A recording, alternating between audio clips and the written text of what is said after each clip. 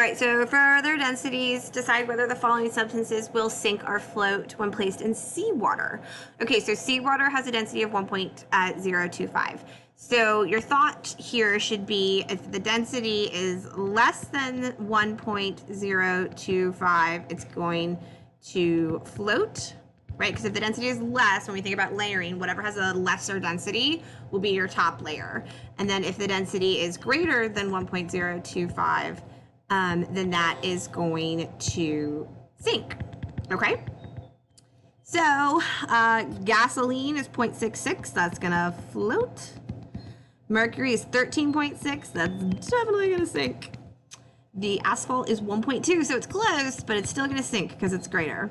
And then the cork, which has a density of 0.26, is definitely going to float. Okay, so again, anything with a lesser density than what you're comparing it to is going to be on top, whereas a greater density is going to be on the bottom. All right, so let's take a look at this next one. It says a sample of lead is found to have a mass of 32.6 grams. A graduated cylinder contains 2.8 milliliters of water, so that's your initial volume.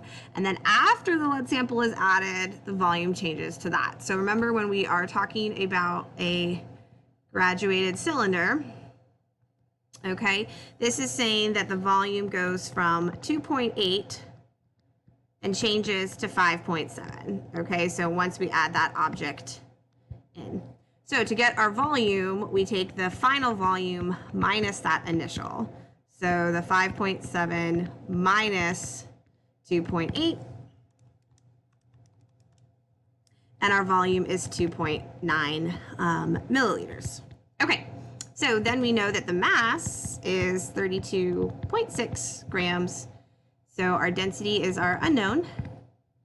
Density equals mass over volume. So we'll take the 32.6 over 2.9.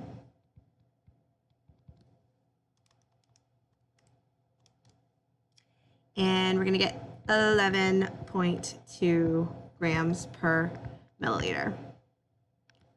And there we go.